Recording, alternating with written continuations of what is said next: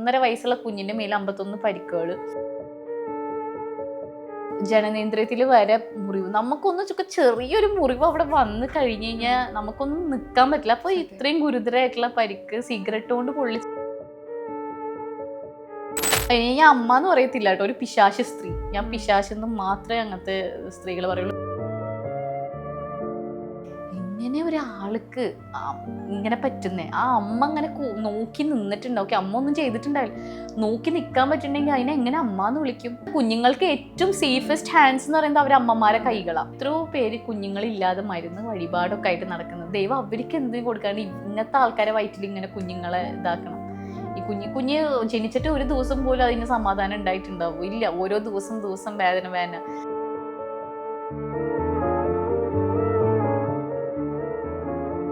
ഇങ്ങനത്തെ സിറ്റുവേഷനിൽ ആ കുട്ടീനെ ജനിപ്പിക്കാതെ അബോർഷൻ ചെയ്ത് ഇതാക്കുക. കുഞ്ഞുങ്ങളെ നോക്കാന്ന് പറയുന്നത് എല്ലാവർക്കും പറ്റുന്ന ഒരു കാര്യമില്ല. അത് എല്ലാവരും മനസ്സിലാക്കണം.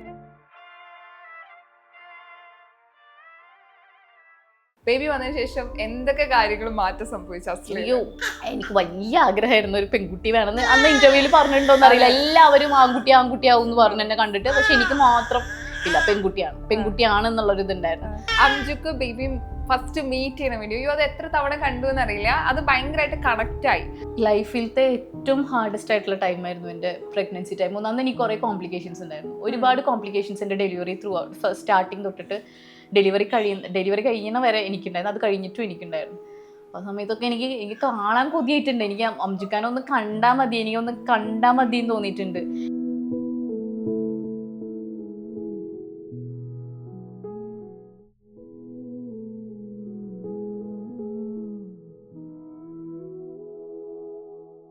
അംജുക്ക മൊത്തത്തിൽ ഇപ്പൊ കണ്ടിട്ടുണ്ടാവും അവളെ ഒരു 11 ദിവസാ. ഇവള് ജനിച്ചിട്ട് അവനക്ക് ആകെ കൂടെ നിൽക്കാൻ പറ്റിയിരിക്കുന്ന ഒരു 11 ഡേയ്സാ.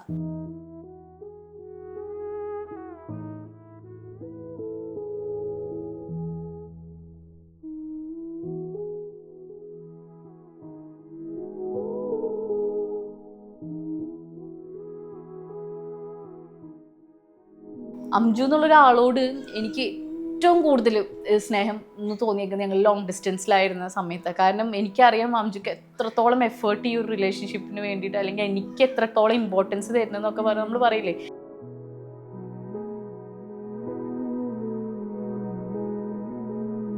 കുറച്ച് നാൾ മുമ്പേ പ്രസവം വളരെ സിമ്പിളാണ് എന്ന് പറഞ്ഞ് എനിക്കത് കണ്ടപ്പോൾ ചിരിയാ വന്നത്.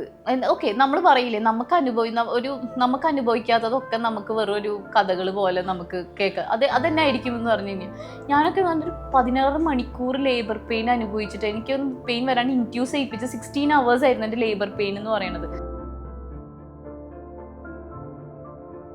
ഞാൻ ഒരിക്കലും ആ സമയത്ത് സ്ട്രോങ് ആയിരുന്നില്ല. അപ്പൊ എല്ലാവരും പറയും എന്ത് ഭാഗ്യ ചെയ്തേക്കുന്ന പാരന്റ്സിന്റെ കൂടെ അല്ലേ നിൽക്കുന്നത്. എത്രയോ പേർക്ക് അത് ശരിയാണ്, എനിക്ക് പാരന്റ്സിന്റെ എല്ലാ സപ്പോർട്ടും ഉണ്ടായിരിക്കുന്ന എനിക്ക് ഒരു ബുദ്ധിമുട്ട്. പക്ഷെ ഈ സമയത്ത് നമുക്ക് ഏറ്റവും വേണ്ടത് നമ്മുടെ പാർട്ട്ണർ കൂടെ ഉണ്ടായിരിക്കുക എന്നുള്ളതാണ്. കാരണം നമുക്കൊരു പാരന്റ്സിനോട് ഷെയർ ചെയ്യാൻ പറ്റാത്ത പല കാര്യങ്ങളുണ്ടായിരിക്കും.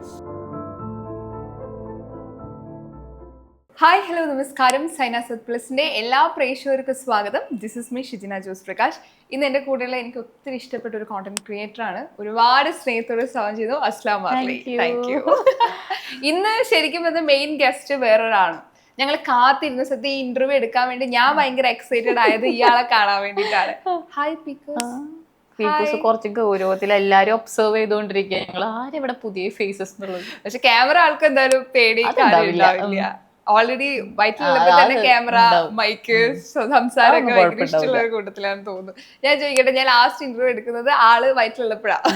അപ്പൊ ഇപ്പൊ എടുക്കുന്ന ആള് പുറത്തു വന്നു. ആൻഡ് അന്ന് ഞാൻ കാണുമ്പോഴുള്ള അസ്ലീം, പിന്നീട് വീഡിയോസിൽ കാണുമ്പോഴേ ബേബി വന്നതിന് ശേഷം ഭയങ്കര സ്മാർട്ടായിട്ട് കുറച്ചും കൂടി ബോൾഡ് ആയിട്ട് കോണ്ടന്റ് ചെയ്യുന്ന അസ്ലാം മാറിലെ ഞങ്ങൾ കണ്ടുകൊണ്ടിരിക്കണേ. ആ ഒരു മാറ്റം എങ്ങനെയുണ്ട്? ശരിക്കും പറഞ്ഞാൽ എങ്ങനെ ഇത്രയും കോൺഫിഡന്റ് ലെവൽ കൂടിയ ഫീലാണ് ഞങ്ങൾക്ക് വരുന്നത്? ആ മാറ്റം അത് ആക്ച്വലി ഉണ്ടല്ലോ, എൻ്റെ സബ്സ്ക്രൈബേഴ്സ് തന്നെയാണ് അതിന് കാര്യം തോന്നുന്നുണ്ട്. പ്രത്യേകിച്ച് ഞാൻ ഒരു മോളിലൊക്കെ പോയി കഴിഞ്ഞാൽ കാണുന്ന കുട്ടികൾ. കാരണം അവരെന്നോട് ചോദിക്കും, ചേച്ചി ഇപ്പൊ പഴയ പോലെ എന്താ വീഡിയോസ് ചെയ്യാത്തത്? ചേച്ചി പണ്ട് കുറേ വീഡിയോസ് ചെയ്യുന്നു, ചേച്ചി ഭയങ്കര ബോൾഡായിരുന്നു, ഇപ്പൊ എന്താ ചേച്ചി അങ്ങനെ? അപ്പൊ എനിക്ക് തന്നെ തോന്നി തുടങ്ങി, ഓക്കെ, എൻ്റെ എനർജി ലെവൽ എവിടേക്കോ ഡ്രോപ്പ് ആയി വരുന്നത്. നമ്മൾ വേറൊരാൾ പറയുമ്പോഴല്ലേ നമുക്കത് മനസ്സിലാവുള്ളൂ. അതും ഒരാള് ഭയങ്കര ആത്മാർത്ഥതയോട് പറയുമ്പോൾ നമുക്ക് ശരിക്കും അത് ഫീൽ ചെയ്യും. അപ്പൊ എനിക്ക് തോന്നി ഞാൻ എവിടേക്കോ എൻ്റെ ഒരു ഐഡന്റിറ്റി ഇല്ലാതായിക്കൊണ്ടിരിക്കണമെന്ന് എനിക്ക് തന്നെ പതിയെ എനിക്ക് തോന്നിയത്. നമുക്കത് മനസ്സിലാവത്തില്ല, വേറൊരാൾ പറയുമ്പോഴേ ഉള്ളൂ. അപ്പം ഞാൻ വിചാരിച്ചു ഓക്കെ, ഇവള് കുറച്ച് വലുതായി കാണുമ്പോൾ ഇവള് ജായതിന് ശേഷം അവളുടെ ഉമ്മ ഒന്നും ഇല്ലാതായി എന്ന് കേൾക്കുമ്പോൾ ഇവൾക്ക് ഭയങ്കര വിഷമല്ലേ. അപ്പൊ അതിനേക്കാളും കൂടുതൽ ഞാൻ വന്നതിന് ശേഷം എൻ്റെ ഉമ്മ ഒന്നും കൂടി അടിപൊളിയായി, സൂപ്പറായി, ബോൾഡായി, ഓരോന്ന് അച്ചീവ് ചെയ്യാൻ പറ്റി എന്ന് പറയുമ്പോൾ അത് എനിക്കും സന്തോഷമാവും, ഇവൾക്കും പ്രൗഡായിട്ട് അവളുടെ ഫ്രണ്ട്സിനോടാണെങ്കിലും ബാക്കിയുള്ളവരോടും പറയാം. അതുകൊണ്ടാണ് ഞാൻ കുറച്ചും കൂടി സപ്പോർട്ടും ചെയ്തു. അതെ അതെ, ഞാനാണ് അതിന്റെ മെയിൻ റീസൺ, ഞാൻ വന്നതിന് ശേഷം എന്നുള്ളത്. പീക്കൂസ് ആണോ? അതെ അതെ അതെ, ഇപ്പൊ ഞാൻ അന്ന് നോക്കുമ്പോ ഒരു ബേബിന് വേണ്ടി വെയിറ്റ് ചെയ്തിരിക്കുന്ന ഒരു അമ്മ ആൻഡ് ഒരുപാട് ആഗ്രഹിച്ച ആള് വരുവാണ്. അപ്പം ഒരുപാട് ചേഞ്ചസ് വരും. ഇപ്പൊ നമ്മള് ഒരു ഗർഭിണിയായിരിക്കുന്ന സമയത്ത് നമ്മള് മനസ്സിൽ വിചാരിക്കണം അമ്മ അതിന് ശേഷം ചിലപ്പോൾ പലപ്പോഴും മാറിപ്പോവാറുണ്ട്. പല അഭിപ്രായങ്ങളും മാറും, തീരുമാനങ്ങളും മാറും, മാറ്റങ്ങൾ സംഭവിക്കും. ബേബി വന്നതിന് ശേഷം എന്തൊക്കെ കാര്യങ്ങളും മാറ്റം സംഭവിച്ചു? അയ്യോ, ഒരുപാട് വ്യത്യാസം. എനിക്ക് ഒരുപാട് ചേഞ്ചസ് വന്നിട്ടുണ്ടെന്ന് തോന്നുന്നു. ഒരു കുഞ്ഞു ചേഞ്ച് ഒന്നല്ല വന്നേക്കുന്നത്. അതിൽ മെയിൻ എന്ന് പറഞ്ഞു കഴിഞ്ഞാൽ ഞാൻ ഭയങ്കര ഫാമിലി ഓറിയന്റഡ് ആയെന്ന് എനിക്ക് തോന്നുന്നു. കുറച്ചും കൂടി ഞാൻ ഫാമിലിനെ ഭയങ്കരമായിട്ട് അറ്റാച്ച്ഡ് ആയെന്ന് തോന്നുന്നുണ്ട്. അതിപ്പോ ഞാൻ മുമ്പ് എന്ന് പറഞ്ഞാൽ ഫ്രണ്ട്സ്, സോഷ്യൽ സർക്കിൾ അങ്ങനെയൊക്കെ കുറച്ച് ഭയങ്കര ഇതായിട്ടുള്ളതാണ്. പക്ഷെ ഇപ്പോൾ എന്ന് പറഞ്ഞു കഴിഞ്ഞാൽ ഞാൻ മനസ്സിലാക്കിയത് നമുക്ക് at end of the day എന്തൊക്കെ പ്രോബ്ലം വന്നാലും നമ്മുടെ ഫാമിലി ആയിരിക്കും. ഫ്രണ്ട്സ് ഇല്ല എന്നല്ല പറയുന്നത്, പക്ഷെ നമുക്ക് ഓടിച്ചെല്ലാനും ഏത് സമയത്തും ഏത് ഇതിനും നമുക്ക് ഓടിച്ചെല്ലാൻ നമ്മുടെ ഹസ്ബൻഡ്, നമ്മുടെ പാരൻസ് ഇവരായിരിക്കും ഉണ്ടായിരിക്കാം. നമ്മളെ ജഡ്ജ് ചെയ്യാണ്ട് നമ്മൾ ഒരിക്കലും ജഡ്ജ് ചെയ്യത്തില്ല. ഇപ്പോൾ എക്സാമ്പിൾ പറഞ്ഞാൽ ഇപ്പം എനിക്കൊക്കെ ഒരുപാട് മൂഡ് സ്വിങ്സ് പ്രത്യേകിച്ച് ഈ ഡെലിവറിക്ക് ശേഷം, ഡെലിവറിയുടെ മുമ്പൊക്കെ ഉണ്ടായിട്ടുണ്ട്. അപ്പോൾ ആ സമയത്തൊക്കെ എൻ്റെ സ്വഭാവമൊക്കെ പല രീതിക്കേക്ക് ഞാൻ ദേഷ്യപ്പെടും. അംജുക്കാനോട് ഞാൻ എത്ര ദേഷ്യപ്പെട്ടോട്ടെ, അല്ലെങ്കിൽ എൻ്റെ ഉമ്മാനോട് ഞാൻ എത്ര ദേഷ്യപ്പെട്ടോട്ടെ, അവർക്കറിയാം ഞാൻ എന്തെന്നുള്ളത്. അപ്പോൾ എനിക്ക് കുറച്ച് 2 മണിക്കൂറും കഴിഞ്ഞാൽ ഒരു നാണമില്ലാതെ അംജുക്ക എവിടെ നോക്കാൻ എനിക്കൊരു നാണം തോണ്ട ആവശ്യമില്ല, അല്ലെങ്കിൽ അവൻ എങ്ങനെ വിചാരിക്കും ചിന്തിക്കേണ്ട ഒരു ആവശ്യമില്ല. അപ്പം ഞാൻ ഭയങ്കരമായിട്ട് ഫാമിലി ആയിട്ട് ഭയങ്കര അറ്റാച്ച്ഡ് ആയി. അതാണ് എനിക്ക് വന്ന ഏറ്റവും വലിയ വ്യത്യാസം. ആളിപ്പോ പറയല്ലോ, നമ്മളൊരു ചെറിയ കുട്ടിയായ സമയത്ത് ഉമ്മ പറയും, ഉമ്മക്കാണെങ്കിലും മനസ്സിലാവാ പീക്കൂസ് ഏതാണ്ട് അസൽ ഏതാണ്ട് ഒരുപോലെ ആയിരുന്നു, ഇലയിലും എൻറ്റയർലി ഡിഫറെന്റ് ആണെന്ന് ഉമ്മ പറയുന്നത്. കാരണം ഞാൻ എന്ന് പറയണത് ആ വീട്ടില് അങ്ങനെ ഒരു കുഞ്ഞുണ്ടോന്ന് പോലും അറിയില്ല, ശബ്ദം പോലും പുറത്തൊക്കെ വരത്തില്ല. അതൊരു പാവം കുട്ടിയായിരുന്നു, അവിടെ ഇരുത്തേ ഇരിക്കും, ശബ്ദം തന്നെ. അപ്പൊ ഉമ്മാക്ക് എന്റെ ഇവളുടെ പ്രായത്തിൽ ഞാൻ എന്തൊക്കെ ചെയ്യുന്ന പോലും ഉമ്മാക്ക് ഓർമ്മയില്ലാന്ന്. കാരണം അങ്ങനെ ഒന്നും ഇതില്ലല്ലോ, ചിരിക്കൂല്ലാന്ന്, ചിരിക്കേ ഇല്ലാന്ന്. പക്ഷെ ഇവളെന്ന് പറഞ്ഞു കഴിഞ്ഞാൽ കല ഇപ്പൊ തന്നെ കണ്ടില്ല, ഒപ്പത്തിനൊപ്പം ഇരുന്ന് സംസാരിക്കും, ചിരിക്കും, ബഹളുണ്ട്, വാശിന്റെ എല്ലാത്തിലും ഉണ്ട്. അപ്പൊ ഞങ്ങൾ രണ്ടുപേരും പകൽ വ്യത്യാസമുണ്ട് സത്യത്തില്.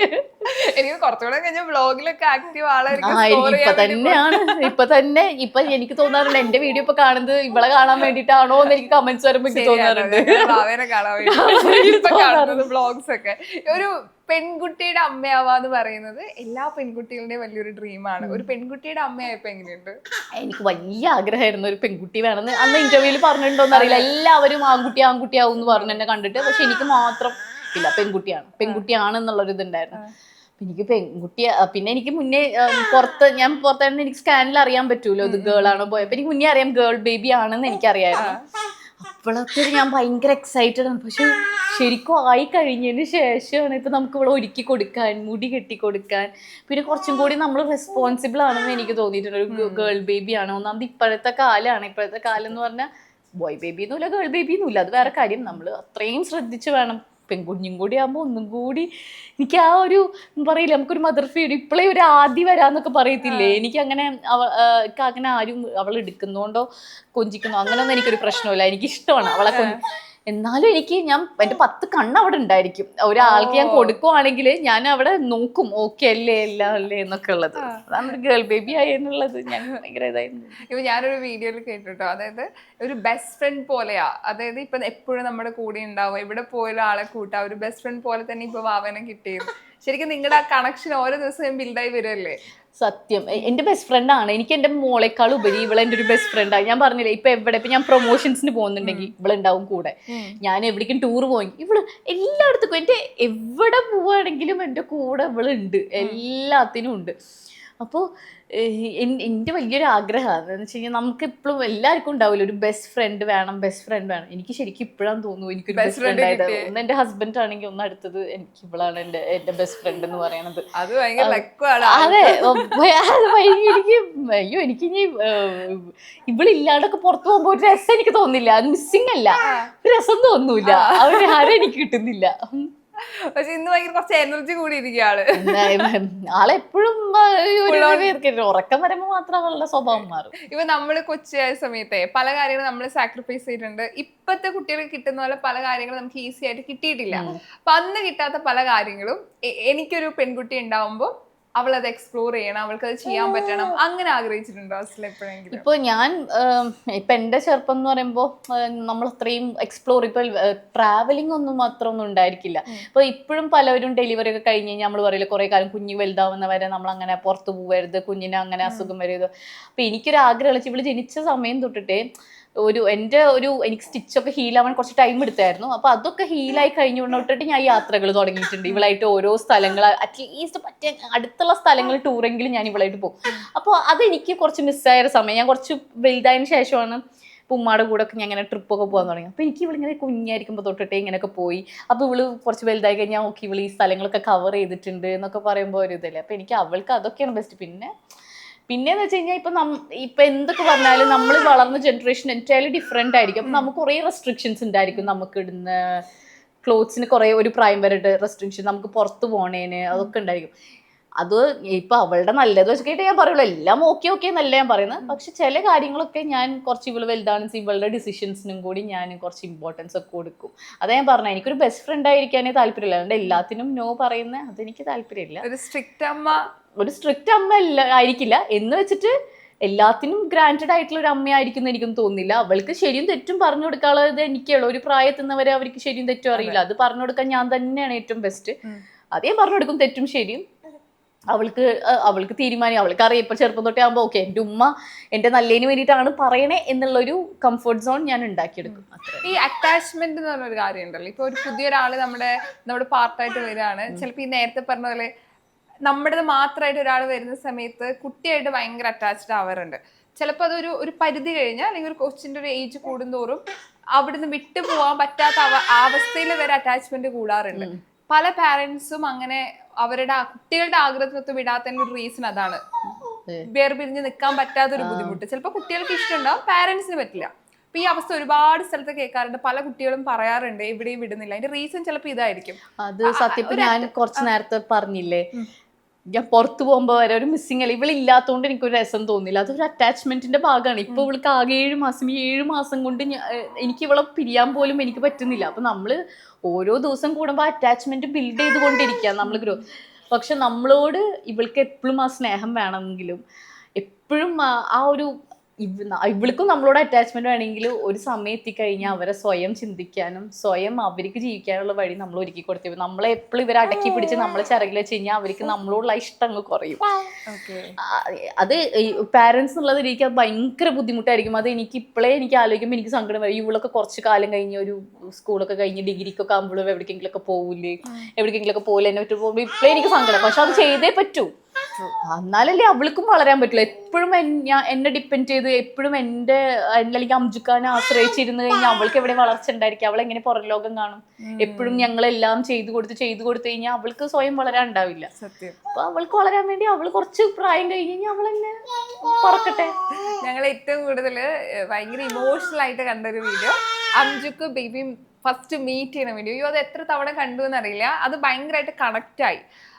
എനിക്കൊന്ന് ഒരാളുടെ നമ്മൾ പ്രസവിക്കാൻ പോകുന്ന ആ സമയത്ത് നമ്മുടെ കൂടെ നമ്മുടെ ഇഷ്ടപ്പെട്ട ഫാമിലി മെമ്പേഴ്സ് ആളുകൾ കൂടെ വേണം. പ്രത്യേകിച്ച് ഹസ്ബൻഡ് കൂടെ ഉണ്ടാവുക എന്ന് പറയുന്നത് ഭയങ്കര സന്തോഷമുള്ള കാര്യമാണ്, ഒരു ധൈര്യമാണ്.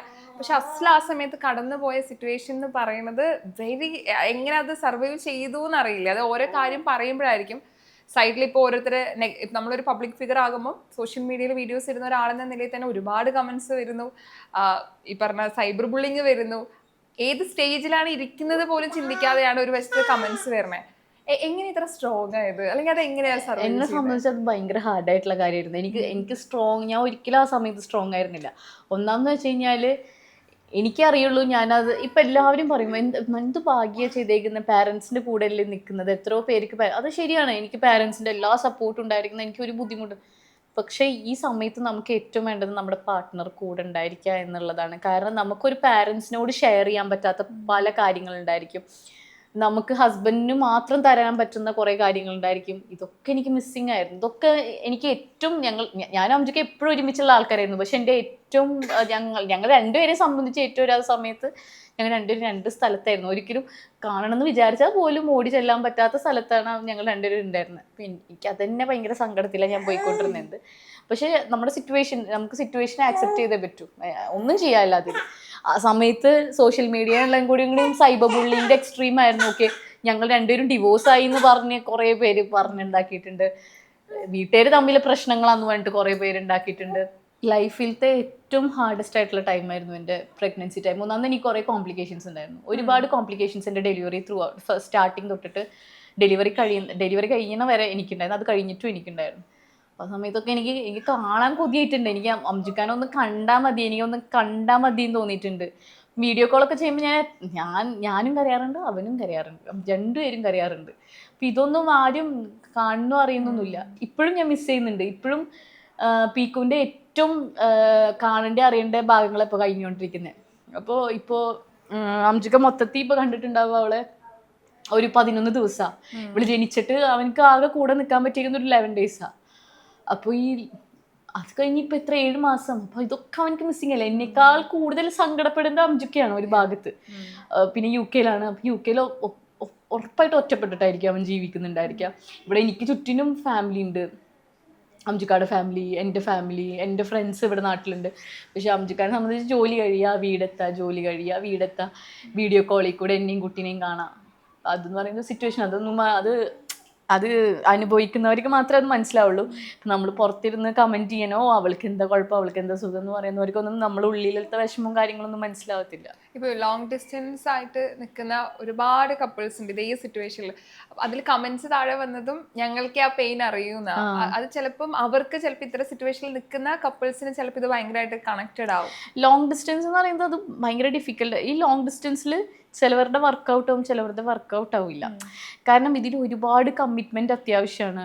ലോയലായിരിക്കും, കമ്മിറ്റ്മെൻറ്റ്, എഫേർട്ട്, ടൈം, ഇതൊക്കെ നമ്മൾ ഒരുമിച്ചൊരു കപ്പിൾ ഉള്ളതിനേക്കാൾ കൂടുതൽ അത്യാവശ്യമാണ് ലോങ് ഡിസ്റ്റൻസിൽ രണ്ട് വ്യക്തികൾ ഇരിക്കുമ്പോൾ. അപ്പോൾ എന്നോടിപ്പോൾ ചോദിക്കുകയാണ്, അംജു എന്നുള്ളൊരാളോട് എനിക്ക് ഏറ്റവും കൂടുതൽ സ്നേഹം എന്ന് തോന്നിയേക്കുന്നത് ഞങ്ങൾ ലോങ് ഡിസ്റ്റൻസിലായിരുന്ന സമയത്ത്. കാരണം എനിക്കറിയാം അംജുക്ക് എത്രത്തോളം എഫേർട്ട് ഈ ഒരു റിലേഷൻഷിപ്പിന് വേണ്ടിയിട്ട്, അല്ലെങ്കിൽ എനിക്ക് എത്രത്തോളം ഇമ്പോർട്ടൻസ് തരുന്നതെന്നൊക്കെ പറഞ്ഞ് നമ്മൾ പറയില്ലേ, ഒരു ദിവസം കൂടുമ്പോഴാണ് അത് കൂടിക്കൊണ്ടിരിക്കുക. അപ്പോൾ എനിക്ക് അവനോടുള്ള സ്നേഹം ഞങ്ങൾക്ക് തോന്നിക്കുന്നത് മോള് വന്നതിന് ശേഷമാണ് ഞങ്ങളുടെ ഇടയിൽ ഇത്രയും ഒരു സ്ട്രോങ് ബോണ്ട് വന്നേക്കുന്നത്.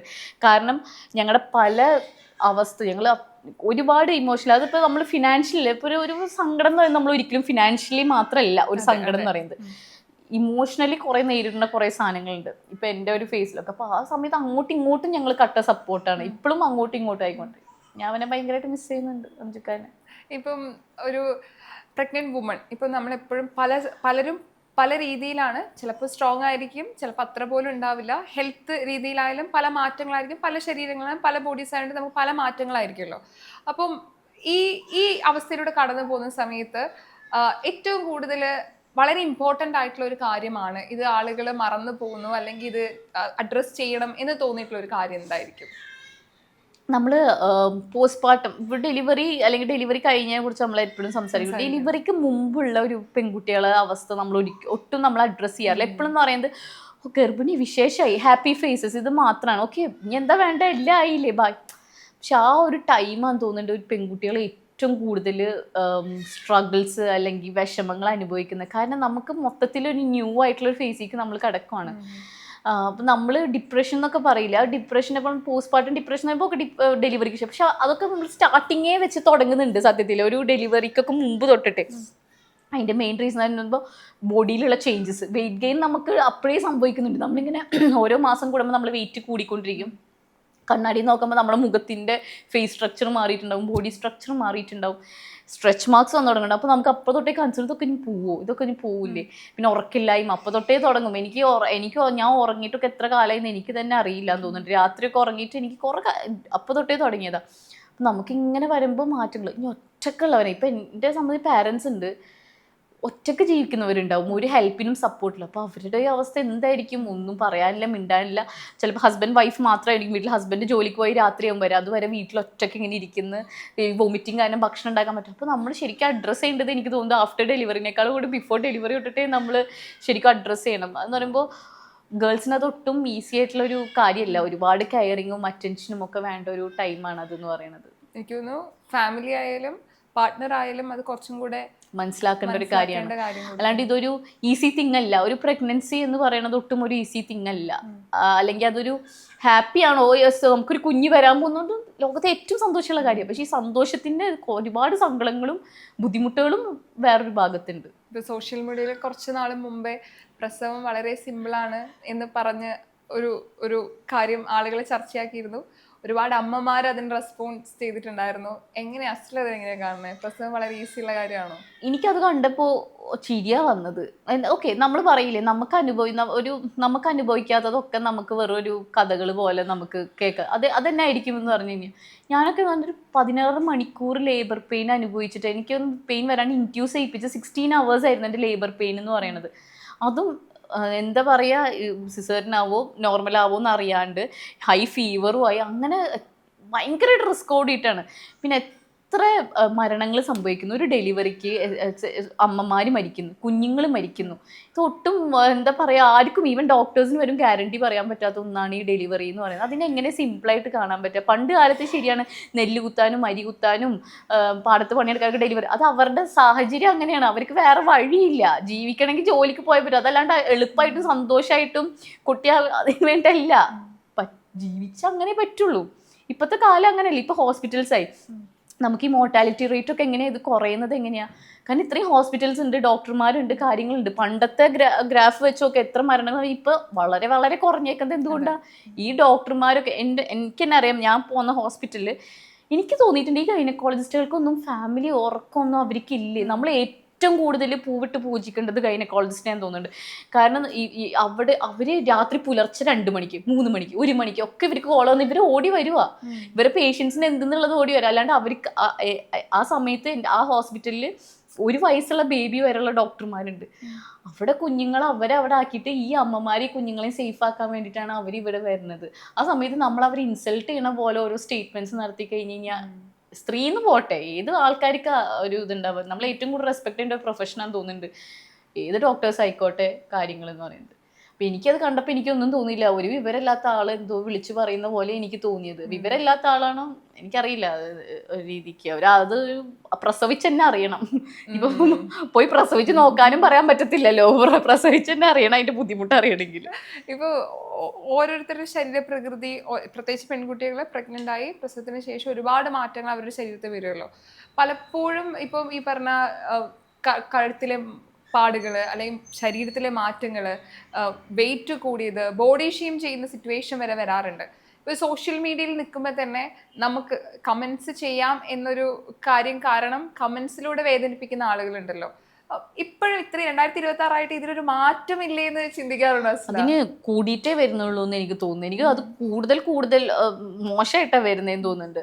കാരണം ഡെലിവറി കഴിഞ്ഞാൽ നമ്മളെ ബോഡിക്ക് എന്തായാലും ഒരു വ്യത്യാസം വരും. അപ്പോൾ ഈ വ്യത്യാസം വരുമ്പോൾ ഓക്കെ, ഇപ്പം ഞാനൊരു ഡ്രസ്സ് ഇട്ട് എനിക്ക് കംഫർട്ടബിൾ ആയിട്ട് തോന്നുന്നു, അല്ലെങ്കിൽ എനിക്കത് കാണുമ്പോൾ ഭംഗിയായിട്ട് തോന്നുന്നുണ്ടാവും.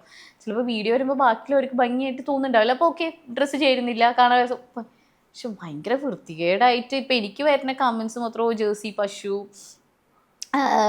മിൽക്ക് ഫുൾ ഓഫ് മിൽക്ക്, ഭയങ്കര നമുക്കൊരു വീഡിയോ ഒരു ഇതിൽ പറയാനും പോലും പറ്റാത്ത തരത്തിലുള്ള കമൻസ് വരുന്നത്. അപ്പം ഞാനിത് എങ്ങനെയാണ് ആൾക്കാർക്ക് ഇങ്ങനത്തെ കമൻസ്? ഇപ്പം അത് ഞാൻ പ്രസവിച്ചുകൊണ്ടതല്ല, ഒരു സ്ത്രീനോടും പുരുഷന്മാരോടും നമ്മൾ ഒരിക്കലും അങ്ങനത്തെ കമൻസ് ഇടരുത്. എങ്ങനെ ആൾക്കാർക്ക് പറ്റുന്നേ എന്നുള്ളത്. ഞാൻ ബോഡി ഷെയ്മിങ്ങിൻ്റെ എക്സ്ട്രീം ഞാനിപ്പോൾ അനുഭവിച്ചു കഴിഞ്ഞു. എക്സ്ട്രീം അനുഭവിച്ചു കഴിഞ്ഞു. ഇപ്പം ഞാൻ മോളിൽ പോകുമ്പോൾ കുറേ പേര് എന്നോട് പറയും, വീഡിയോ കാണുന്ന പോലെയല്ല, മെലിഞ്ഞിട്ടാണല്ലോ, അത്ര ഇതില്ലല്ലോ. അപ്പോഴും എനിക്കറിയില്ല ഞാനിത് സന്തോഷിക്കണം കേൾക്കണം. കാരണം അപ്പോഴും എൻ്റെ ബോഡീനല്ലേ കമൻറ്റ് ചെയ്യുന്നത്. ഞാൻ തടിച്ചോ മെലിഞ്ഞോ അതൊക്കെ കംപ്ലീറ്റ്ലി ഇത്. അപ്പോൾ വീഡിയോ കാണുമ്പോൾ ഇങ്ങനെ, നേരി കാണുമ്പോൾ ഇങ്ങനെ, അപ്പോഴും ഒരു ജഡ്ജ്മെന്റ് ആണ്. അവർ നല്ല ഉദ്ദേശത്തിലാട്ടോ അത് പറയുന്നത്, സ്നേഹത്തിലാണ് എല്ലാവരും പറഞ്ഞേക്കുന്നത്. എന്നാലും എനിക്ക് ആലോചിക്കുമ്പോൾ അപ്പോഴും അവിടെ ഒരു ഇതാണ് വരുന്നത്. അപ്പൊ അപ്പോഴും ഇതിന്റെ ഇൻസെക്യൂരിറ്റിയാണ്, ഇതിൽ ഏതാ നല്ലത്, ഏത് അങ്ങനെ ഒരിക്കലും ചെയ്യരുത് ഒരു ജഡ്ജ്മെന്റ്സ്. ഇപ്പൊ സോഷ്യൽ മീഡിയ എന്ന് പറയുന്നത് ഇപ്പം നമുക്ക് പറയാം, ഇപ്പൊ നമ്മൾ സോഷ്യൽ മീഡിയയിൽ വീഡിയോ ചെയ്യുന്ന ഒരാളാണ്, അപ്പൊ ആളുകൾക്ക് അത് ഇഷ്ടപ്പെട്ടാലും ഇല്ലെങ്കിലും ആ വീഡിയോയെ കുറിച്ച് സംസാരിക്കാം. പക്ഷെ നമ്മുടെ ലൈഫ് അല്ലെങ്കിൽ നമ്മൾ ചെയ്യുന്ന കാര്യങ്ങളൊക്കെ അഡ്രസ്സ് ചെയ്ത് നെഗറ്റീവായിട്ട് കമന്റ്സ് ഇടുന്ന സമയത്ത് തോന്നാറുണ്ടോ ആളുകൾക്ക് എപ്പോഴും സങ്കടപ്പെടുന്നത് കാണാനാണ് ഇഷ്ടം സന്തോഷത്തെക്കാൾ? എനിക്ക് തോന്നിയിട്ടുണ്ട്. ഇപ്പം ഞാൻ ഒരുപാട് സങ്കടം പറഞ്ഞ് എൻ്റെ ബുദ്ധിമുട്ടുകൾ, വീട്ടിലത്തെ പ്രശ്നങ്ങൾ ഒക്കെ പറഞ്ഞു കഴിഞ്ഞാൽ എന്നെ സപ്പോർട്ട് ചെയ്യാൻ എത്ര പേരുണ്ട്. ആ ഒരു വീഡിയോ ആണെന്നുണ്ടെങ്കിൽ ആ വീഡിയോയുടെ വ്യൂ തന്നെ ഭയങ്കര കൂടുതലായിരിക്കും. കമൻറ്റിൽ സപ്പോർട്ട് ചെയ്ത് എന്നെ ആശ്വസിപ്പിക്കാനും സമാധാനിപ്പിക്കാനും ഒത്തിരി പേരുണ്ടായിരിക്കും, കാര്യങ്ങളുണ്ടായിരിക്കും. മറിച്ച് ഇപ്പം ഞാൻ ഒരു ഷോപ്പിങ്ങോ നല്ല ഡ്രസ്സോ എന്തെങ്കിലും സന്തോഷം, എവിടെയെങ്കിലും ട്രിപ്പ് പോവോ, അല്ലെങ്കിൽ ഞാൻ കുറച്ചൊന്ന് ഡ്രസ്സൊക്കെ എൻ്റെ ഇഷ്ടത്തിനൊക്കെ ഇട്ട് കഴിഞ്ഞാൽ അതിൽ വ്യൂസൊക്കെ ചിലപ്പോൾ ഉണ്ടായിരിക്കും, പക്ഷെ അതിൽ വരുന്ന കമൻസ് ഒരിക്കലും അങ്ങനെ ആയിരിക്കില്ല. ഇവൾക്ക് പൈസയുടെ അഹങ്കാരം, അത് ഇത് ഒരുപാടായിരിക്കും. നമുക്ക് കുറ്റവും ഇവൾക്കൊക്കെ ഇങ്ങനെ നടക്കാലോ അങ്ങനെ നടക്കാലോ ഇങ്ങനെ ആയിരിക്കും.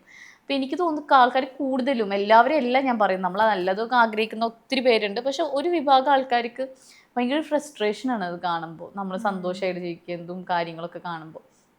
അപ്പോൾ കുറേ കാര്യങ്ങളൊക്കെ എനിക്ക് തോന്നിയിട്ടുണ്ട്. ചിലതൊക്കെ പ്രൈവറ്റാക്കി വെക്കുന്നതായിരിക്കും നല്ലത്. കാരണം നമ്മുടെ ഏറ്റവും വലിയ സന്തോഷം പങ്കുവെക്കുമ്പോൾ അതിൽ 100 കമൻറ്റ്സ് ചിലപ്പോൾ 1 or 2 ആയിരിക്കും നെഗറ്റീവ് വരുന്നുണ്ടായിരിക്കും. പക്ഷെ ആ 1 or 2 നെഗറ്റീവ് വരുമ്പോൾ നമ്മൾ മൊത്തത്തിലുള്ള സന്തോഷം ചിലപ്പോൾ ഇല്ലാതാക്കും അല്ലേ. അപ്പം നമുക്ക് കുറേ പ്രൈവറ്റ് ആണെങ്കിൽ നമ്മുടെ മാത്രം സന്തോഷമായിരിക്കും. അപ്പം നമ്മളെപ്പോഴും കമൻറ്റ് ഇടുമ്പോൾ ചിന്തിക്കണമെന്ന് വെച്ച് കഴിഞ്ഞാൽ, നിങ്ങൾക്കത് ചിലപ്പോൾ കാണുമ്പോൾ അതൊരു മോശമോ അല്ലെങ്കിൽ ഒരു കാര്യവും ഇല്ലാത്തതായിരിക്കും. പക്ഷെ അവർക്ക് ചിലപ്പോൾ അത് ഏറ്റവും വലിയൊരു കാര്യമായിരിക്കും, നമ്മളോട് ഒരു ഹാപ്പി തിങ് ആയിരിക്കും ഷെയർ ചെയ്യുന്നുണ്ടായിരിക്കും. അതിൽ കുറ്റവും കുറവും കണ്ടുപിടിക്കാതെ അവരുടെ സന്തോഷത്തിൽ പങ്കുചേരുമ്പോഴായിരിക്കും ഏറ്റവും നല്ലത്. ഇപ്പം നമ്മളൊരു കല്യാണം നടന്നു, ആ കല്യാണത്തിൻ്റെ പെണ്ണിൻ്റെ ഡ്രസ്സ് കൊള്ളില്ല, മേക്കപ്പ് കൊള്ളില്ല, പക്ഷെ അത് അവരുടെ സ്പെഷ്യൽ ഡേ ആണ്. അവരുടെ സ്പെഷ്യൽ ഡേ, അവർക്ക് ഇങ്ങനെയൊക്കെ ആയിരിക്കും ഈ ലുക്ക് ആഗ്രഹം ഉണ്ടാവുക, ഏറ്റവും ബെസ്റ്റായി പോകാനല്ലേ. അപ്പോൾ നമ്മൾ ഇത് കൊള്ളില്ല പറയുമ്പോൾ അവർക്ക് എത്ര വിഷമവും. കാരണം കല്യാണം എന്നൊക്കെ പറയുന്നത് ഒരാളുടെ സ്വപ്നവും കാര്യങ്ങളും, ഒരു വീട് പാർക്കൽ, നമുക്ക് ഇഷ്ടപ്പെടുന്ന കിച്ചൺ മോഡലായിരിക്കില്ല ഉണ്ടാക്കി വന്നത്. അപ്പോൾ അയ്യോ ഈ കിച്ചൺ പോരാ, ഈ കിച്ചൺ ഇങ്ങനെ വേണ്ട. ഒപ്പീനിയൻസിൻ്റെ ഇതൊക്കെ ഇതിനൊന്നും ജഡ്ജ്മെന്റ്സേ ആവശ്യമില്ല. ഈ പലപ്പോഴും നമുക്ക് പറയാൻ ആഗ്രഹിക്കുന്ന കാര്യങ്ങൾ അസ്ല ചിലപ്പോൾ വീഡിയോ ഇടും. അപ്പോൾ നമ്മൾ ചെയ്യുന്നത് വെച്ചാൽ അത് ഷെയർ ചെയ്ത് നമ്മുടെ വാക്കുകൾ പോലെയാണ് പലപ്പോഴും അസ്ല സംസാരിക്കുന്നതും നമ്മളത് റീഷെയർ ചെയ്യുന്നതും. ഇന്നൊരു കാര്യം അതൊരു മാറ്റം വരണം, ഇത്രയും വർഷമായിട്ട് ഒബ്സർവ് ചെയ്തിട്ട് ഇതുവരെ മാറ്റം വന്നിട്ടില്ല, പക്ഷെ ഈ ഒരു കാര്യത്തിൽ മാറ്റം വന്നിരുന്നെങ്കിൽ ഇങ്ങനെ ആഗ്രഹിക്കുന്ന ഒരു കാര്യമുണ്ടോ അസ്ലയെ സംബന്ധിച്ചിടത്തോളം? എനിക്ക് അങ്ങനെ ഒന്നുമില്ല. എനിക്ക് എങ്ങനെ നോക്കുകയാണെങ്കിൽ കുറേ കാര്യങ്ങൾ മാറ്റം വരണം, കുറേ കാര്യങ്ങൾ. അതിപ്പോൾ എന്തിലും ഇപ്പോൾ പറയുക, അങ്ങനെ എനിക്കിപ്പോൾ പ്രത്യേകിച്ച് ഒന്നും പറയാനില്ല. ഇപ്പോൾ സോഷ്യൽ മീഡിയ ഉപയോഗിക്കുന്നതാണെങ്കിൽ എനിക്ക് തോന്നിയിട്ടുണ്ട് കുറച്ചും കൂടിയും ആൾക്കാർ ഇപ്പം ഞാൻ കുറച്ച് ജഡ്ജ്മെൻറ്റ്, ഇപ്പം ഞാൻ പറഞ്ഞ ഒരു ട്രാൻസ്ജെൻഡേഴ്സിൻ്റെ ഒക്കെ ഒരു വീഡിയോ വന്നു എന്ന് വിചാരിക്കും, എന്തൊക്കെ കമൻസ് അതിൽ വന്നുകൊണ്ടിരിക്കും. നമ്മളിപ്പോൾ ഏത് കാലത്ത് നമ്മൾ ജീവിക്കുന്നത് അല്ല, എത്രയോ നമ്മൾ പുരോഗമനമായി. നമ്മളൊക്കെ ലിറ്ററസി ലെവലിലൊക്കെ 100% ആണെന്നൊക്കെ പറഞ്ഞിട്ട്, ലിറ്ററേറ്റ്സ് ആണെന്ന് പറഞ്ഞിട്ട് അതിൽ കമൻസ് ഒക്കെ വായിച്ചു കഴിഞ്ഞാൽ നമുക്ക് തന്നെ അറപ്പ് തോന്നുന്നില്ലേ. സോ മനുഷ്യന്മാരായിട്ട് കാണാം. അവിടെ ജെൻഡർ അല്ല, ആണോ പെണ്ണോ ട്രാൻസ്ജെൻഡറോ അങ്ങനെയല്ല നമ്മൾ വേണ്ടത്. എല്ലാവരും ഇക്വാലിറ്റി. എനിക്ക് ഇപ്പോഴും വേണ്ടത് വ്യത്യാസം വന്നില്ലെങ്കിൽ ഇക്വാലിറ്റി. ഇപ്പൊ സ്ത്രീകളെ ഞാൻ പറയും കേട്ടോ, പുരുഷന്മാരെ മാത്രമല്ല ഞാൻ പറയുന്നത്, ഇക്വാലിറ്റി. സ്ത്രീകളാണെങ്കിൽ പറയും എന്താ, ഞാൻ ചിലപ്പോൾ റീൽസ് ഒക്കെ കാണാറുണ്ട്, പുരുഷന്മാരെക്കാൾ അടിപൊളിയാണെന്ന് കാണിക്കുന്ന പോലത്തെ സ്ത്രീകൾ, ഓക്കെ പുരുഷന്മാർക്ക് ഇത് പറ്റില്ല ഞങ്ങൾക്ക് ഇത് പറ്റും എന്ന് കാണിക്കുന്ന പോലത്തെ ഒരു ഡിഫറൻസ് ഒക്കെ കാണിക്കുന്ന പോലെ, അതിൻ്റെ ആവശ്യമില്ല. പുരുഷന്മാർക്ക് പറ്റുന്നത് പുരുഷന്മാർക്ക്, സ്ത്രീകൾക്ക് പറ്റുന്നത്. ഇക്വാലിറ്റി എന്ന് പറയുന്നത് നമ്മളതല്ല, തുല്യരായിട്ട് കാണാം. നമുക്ക് ചിലപ്പോൾ ഓക്കെ പുരുഷന്മാരുടെ ഒരു ഫിസിക്കോ അല്ലെങ്കിൽ പുരുഷന്മാർക്ക് കിട്ടുന്ന സ്ട്രോങ് ഒരു സ്ത്രീകൾക്ക് ഉണ്ടായിരിക്കണം എന്നില്ല. പക്ഷെ എന്നാൽ സ്ത്രീകൾക്ക് പറ്റുന്ന പല സാധനങ്ങൾ പുരുഷന്മാർക്കില്ല. അതൊക്കെ നമ്മൾ മനസ്സിലാക്കി അതിനാക്കി തമ്മിലടിക്കാതെ നോക്കണം. ഇത് കോമ്പറ്റീഷനാണ്. സ്ത്രീ പുരുഷനൊക്കെ ഞങ്ങളാണ് മുൻപന്തിയിൽ, ഞങ്ങളാണ് ഫസ്റ്റ്, നിങ്ങളാണ് നിങ്ങൾ ഫെമിനിസ്റ്റ് അല്ല ഫെമിനിസ്റ്റുകൾ, അങ്ങനത്തെ ഒരു ഇത്. മറ്റേ സിഗ്മ മെയിൽസ്, ഒരു കാറ്റഗറി. അതിൻ്റെ ഒരു ആവശ്യമില്ല. ഒരു പീസ്ഫുൾ ആയിട്ട് പോയി കഴിഞ്ഞാൽ എത്ര നല്ലതാണ്. സോഷ്യൽ മീഡിയ നല്ല ചുറ്റുവട്ടം മൊത്തം.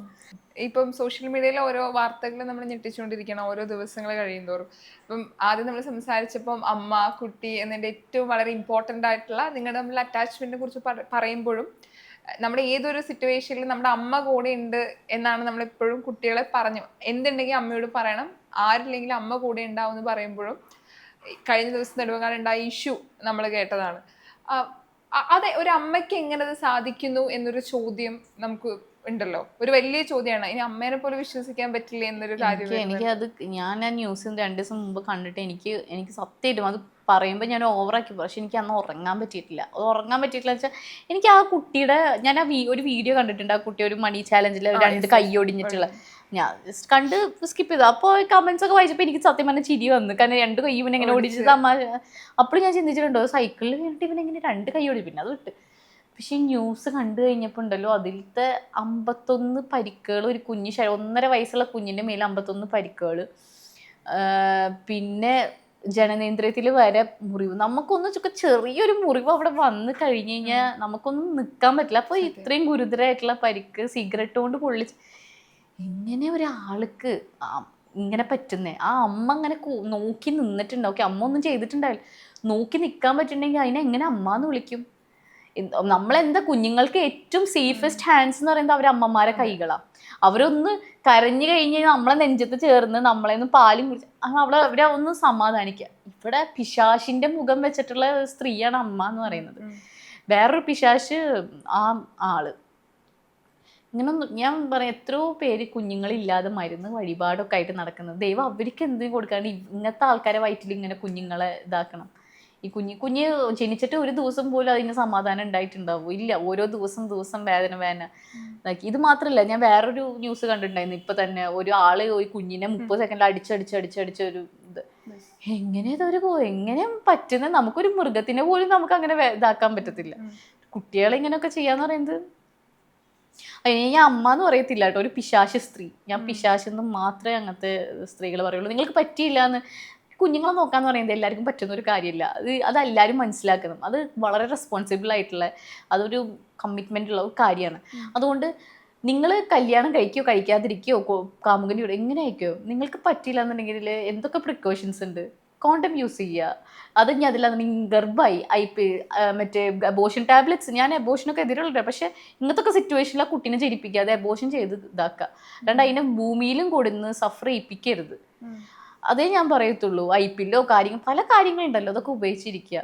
മറ്റേ ഇപ്പോൾ ഒരു 19 വയസ്സുകാരി ജനവാതിൽ കൂടെ കുഞ്ഞിനെ പുറത്തേക്കിട്ട് അതെന്നൊക്കെ പറയുന്നത് എങ്ങനെയാ ധൈര്യം വരുന്നത്? എങ്ങനെ നമുക്ക് ആ ഒരു ഉള്ളിൽ നിന്നൊരു ധൈര്യം? അതൊക്കെ ക്രിമിനൽ മൈൻഡ് അല്ലേ സത്യത്തിൽ ഇങ്ങനെയൊക്കെ ചെയ്യാന്ന് പറയുന്നത്.